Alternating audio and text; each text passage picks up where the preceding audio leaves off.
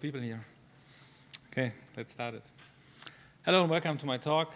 My name is Eduard Alles, and I work on this project with my colleague Marius Bentin. Let's start with a short introduction to the field of phishing websites. Currently, we have a very fast creation and deployment of phishing websites. This is mainly caused by the fact that there are a lot of phishing kits available, commercial ones, for very low price. In most cases, less than $250. Additionally, there are also completely open source phishing kits available for anybody. And further, there are underground services like infrastructure as a service that enables even completely non-tech Navy threat actors to deploy, create, distribute phishing websites easily and earn easy money with stealing credentials. On the other hand, we have the slow analysis of those websites. One of the main reasons is that there are a lot of phishing implementations based on different phishing kits. Additionally, there are anti-analysis techniques, anti-access techniques. Many of those websites hide behind traffic distribution systems. That means that only the desired victims are directed to the real phishing content, and analyst automation systems are directed to landing pages or to irrelevant ads. And if you're able to access the real phishing website and know that it's online for sure, then there's still a lot of code and and dozens of embedded scripts that can contain malicious behavior. Therefore, it's really easy to miss an artifact, and it's slow to analyze those websites. Therefore, we had the intention to increase and automate the analysis of those websites. Our initial thoughts to this project have been that since the rise of ChatGPT, we saw the increase in quality of phishing content. So the actors started using ChatGPT to write more realistic, sophisticated phishing content. This is an example of myself. It took me 1 minute to ask ChatGPT to write me a really realistic phishing template. It's a phishing email where I just have to replace the company name, the victim's name, the URL that I want to use, and it looks really legitimate, authentic, and we thought it's kind of unfair. Threat actors are able to use those tools for free to increase the likelihood of a successful attack. Maybe we can use LLM-based tools to detect phishing as well. We used phishing as a use case for LLM-based tools because we think that the concept of phishing stays the same for a very long time. One concept is to deceive the victim as a first step. In phishing websites, mainly done by creating a most legitimate, realistic-looking copy of the real website. Additionally, some phrases that increase the pressure on the victim, and the victim trusts you. In the second step, you will get the desired information, in most cases, credentials. And our hope was that if we train an LLM-based tool to identify those steps, that we can use it for a very long time without retraining it and maintaining it a lot, compared to use cases like obfuscation, deobfuscation, where threat actors are really easy able to adapt to changes. And our basic approach was just get the content of the website, the DOM, into a GPT-3 function, get a nice verdict out of it. Let's see how this worked out. Obviously, our first approach was to send ChatGPT the phishing URL. Well, this doesn't work very well, because especially when we started our research, it has no access to live information. It could only work with the URL itself, and it has only limited knowledge. As a workaround, let's send ChatGPT the complete DOM of the phishing website. But this also doesn't work, because there's an input limitation. It's counted in tokens, but in English language, it's around 1,000 words. Way too small for the whole DOM of a website. Well, maybe we don't need to send ChatGPT the whole DOM, because not every part is relevant for analyzing phishing. Therefore, we started to extract features that are more relevant for a phishing website, where you, as a human analyst, would probably look at first. A feature can be anything that's related to phishing. You can use information from the certificate. You can use the form where the credentials are supposed to be entered. You can use URLs. You can use the header information. Nearly anything can be a feature that is related to phishing. And, well, it works, but it sucks. ChatGPT was not made for phishing classification. It's made as a chat application. Therefore, it's also not deterministic. You send the same information and you get different results. That's good for a chat application, but not a classification task. Additionally, we want to create an automation that is possible to analyze several thousand websites per minute. And we cannot rely on copy paste here. Well, we cannot use ChatGPT as a tool here, but we can use the models behind ChatGPT. When we started our research, behind ChatGPT was the Da Vinci model, OpenAI's most advanced and also most expensive model. Luckily, we don't have to use this. OpenAI recommends the ADA model back then for fine-tuning tasks. And that's what we used. For every feature that we look at, we create a unique model. But we saw that not every feature was available on every website.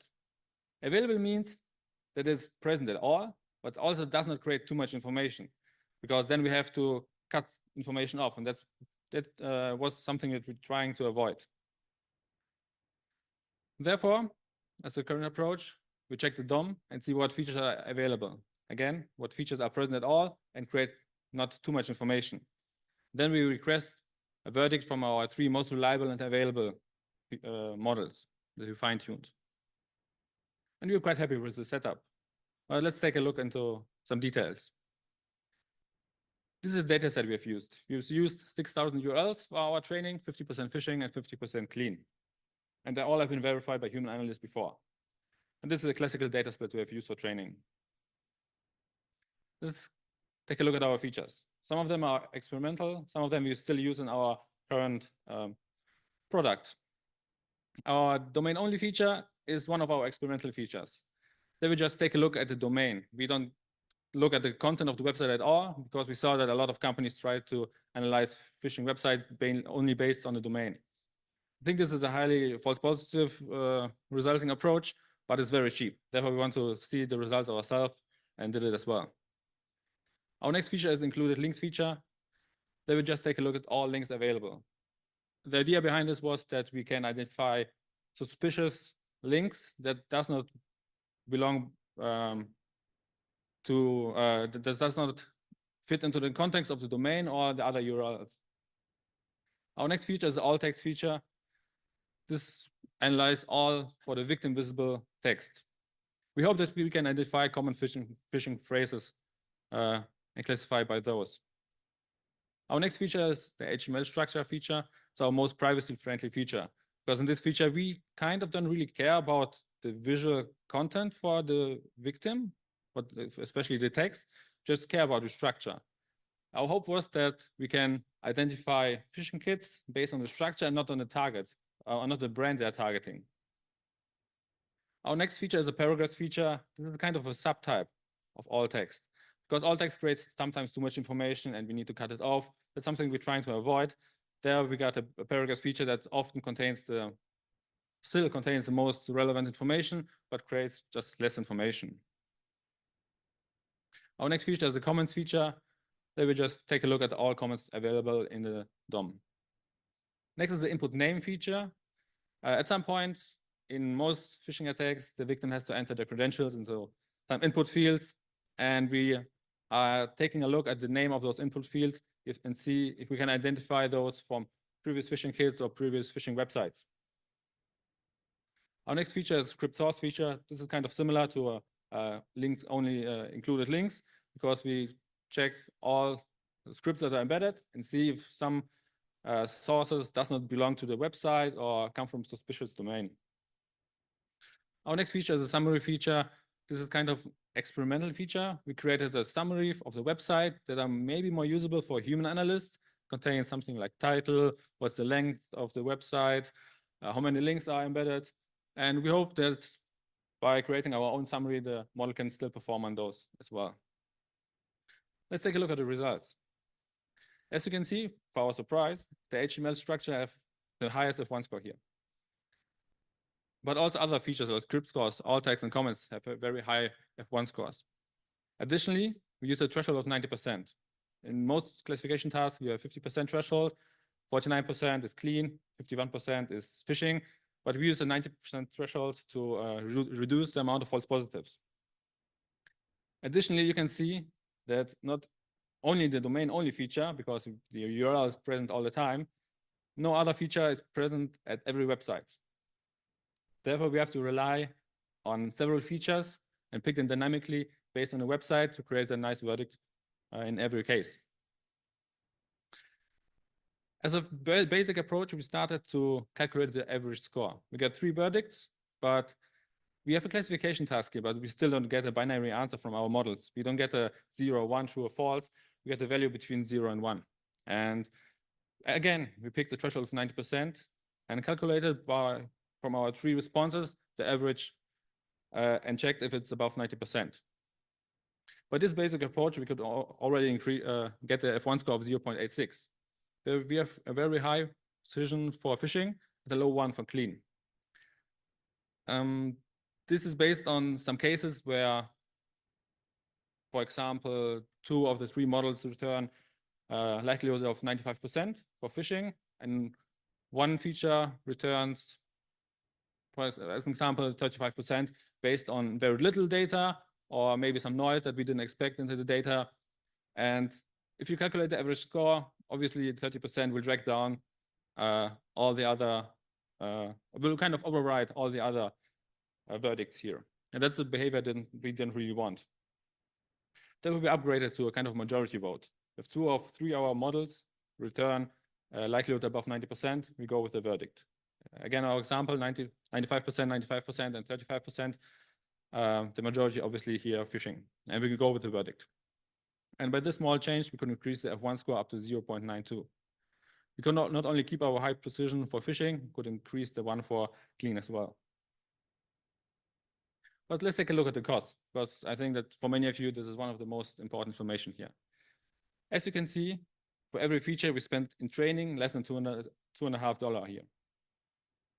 But if you want to create a powerful automation and analyze several thousand websites per minute, then the prediction cost, obviously the majority of the cost here. And in total, we used for training less than $12, but the prediction costs are also very reasonable. In our current setup, where we ask 3 models and have an input token size of 2K, there's an upper limit of $0.01 per URL. But the real world data has a lower average cost. For example, our test set, it contains 50% phishing and 50% clean URLs. We have an average cost of $0.02 per URL. In other tests, it can be even less. As an example, we analyzed the URL phishing feed, and therefore we have an average cost of $0.0014 per URL. Additionally, if you use our majority vote and you wait for the first 2 requests, and both of those are phishing or clean, then you can skip the 3rd request and save additionally 20% of the costs. We've been very satisfied with our results and our setup and with the performance and the costs. But then one day, OpenAI announced that they will retire the database model and all fine-tuned models based on that. And we have been obviously affected by this. And this is something you don't really want in production, because you have your product, you don't know the downtime, you don't know the results of the new model, of the new base model, you don't know the costs for retraining on these new models. But in our prototype stage, we didn't care really much and just migrated to Babbage.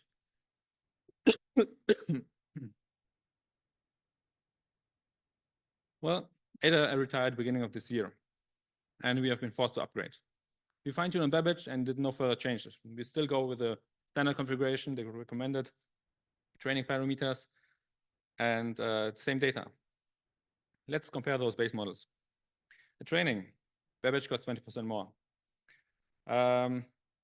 If you only spend $12 like we did, this is not that painful, but if you have spent several $1,000s for training, you will probably feel this more. But as I mentioned before, the prediction costs are more important. And good news, it costs 25% less for predictions. So in long term, we will probably save money by migrating to the Babbage base model here. But additionally, the F1 score is still very important here. And in our opinion, they are pretty comparable. Babbage has a slightly worse F1 score here, but with a higher threshold.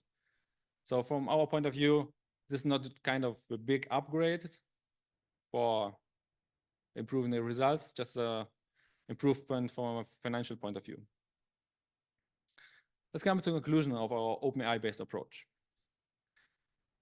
As a benefits, we have very great results, and it's very cheap. And more importantly, there's little to no machine learning background necessary. We are both malware analysts, and we don't work with machine learning frequently. And we still could implement those prototypes within 2 weeks. So it's really doable for anybody. And you have a prototype and an idea that you want to evaluate. This is probably the right step to see if this works or not. But there are also limitations. One of the biggest limitations is the input limitation. We work with a 2K token window, and it's sometimes really hard to fit your use case into those. You have to be creative how to compress the data and send only the most relevant data to be able to send it via the API, but also to reduce the amount of money you have to use for training and predictions. But there are other more strict limitations like legal boundaries. We can analyze phishing websites here, but we cannot analyze emails. We can analyze private information, doc files. This is really difficult. Additionally, you are highly dependent on a third party. If OpenAI API is down, you cannot get any verdicts.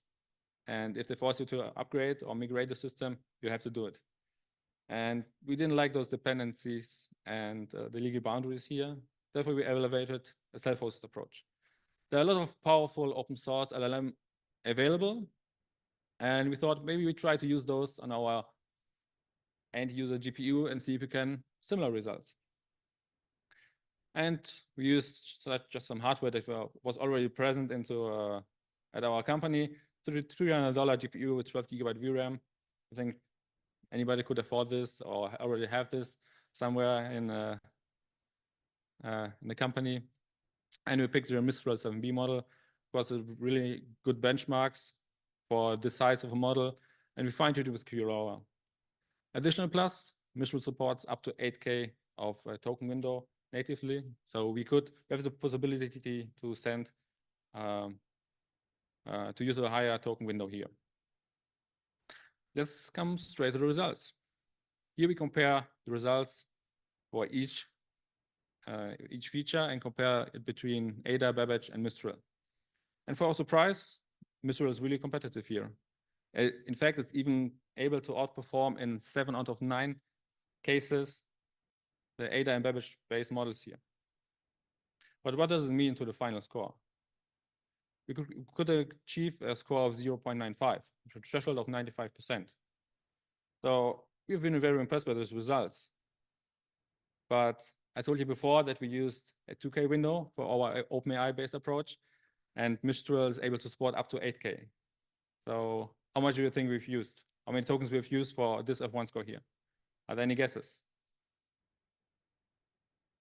No? Okay, then we used 256 tokens. So we used way less tokens than with our OpenAI-based approach. And therefore, we could not only reduce the training time, we could also increase the analysis time on our end-user GPU here.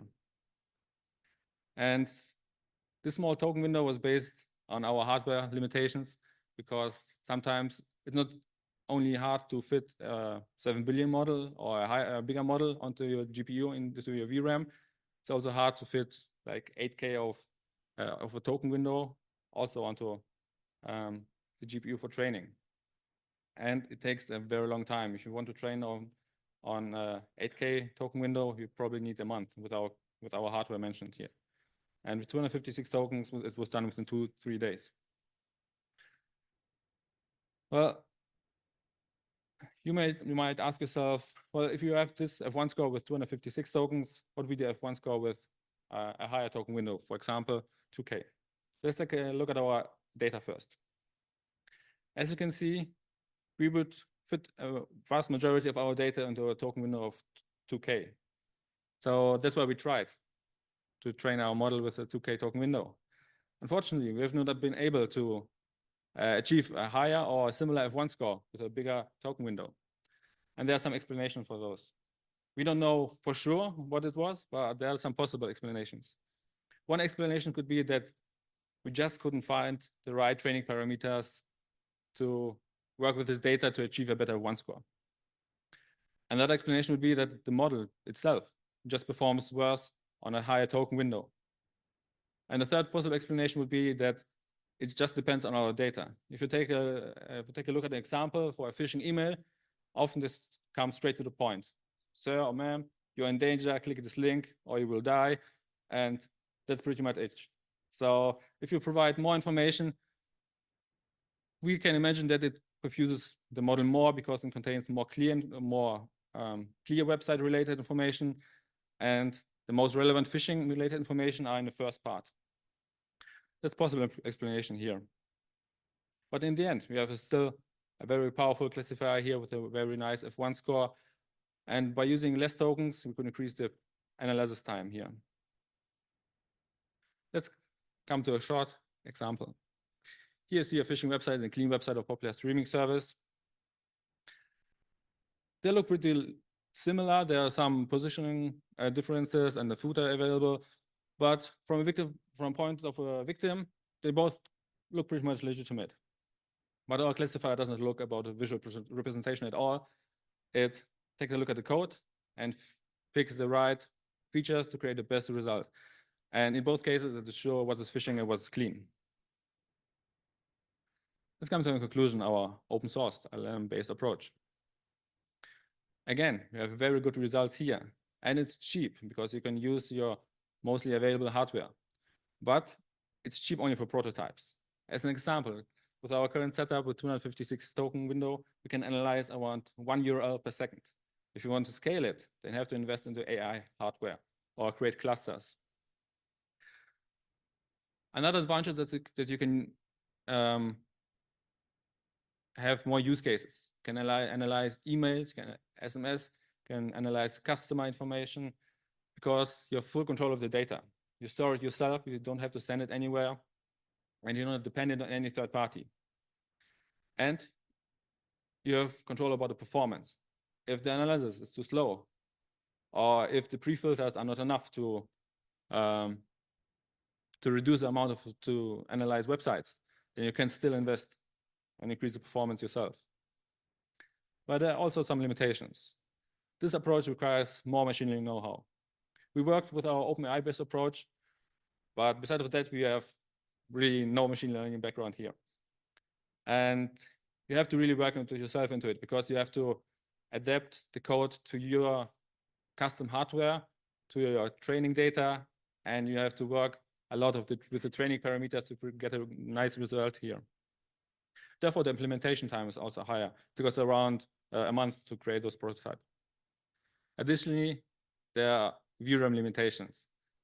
It is more or less impossible to fit the biggest open source models, like 100 billion parameters or more, onto your end user GPU. But it's up to you. You can invest more money, you can get cloud GPUs, you can create clusters.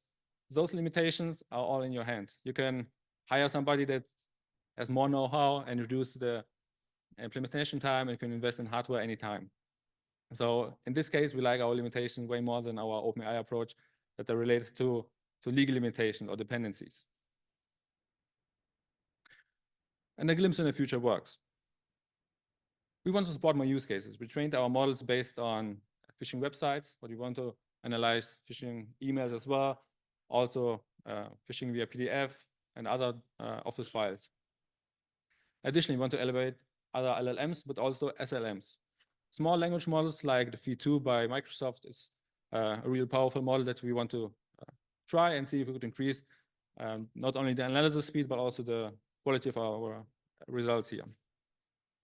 Additionally, an important point here is the explainability. Currently, if you have such kind in production, then you just have to believe the verdict. And if you act what the model told you to do, and you blacklist a specific website because it's classified as phishing, and the owner asks you, why did you do this? It is clean. You don't have any explanation for this because you analyze it. You didn't analyze it yourself. You don't have a documentation. You just have the verdict. And we want to work on explainability here. We want that the model also kind of gives you an answer what feature or what part of the code was the most relevant for this verdict here. And we think this is really important for the future. This was our presentation. Thank you very much. Thank you for paying attention, and thank you for working with the cybersecurity. Thank you.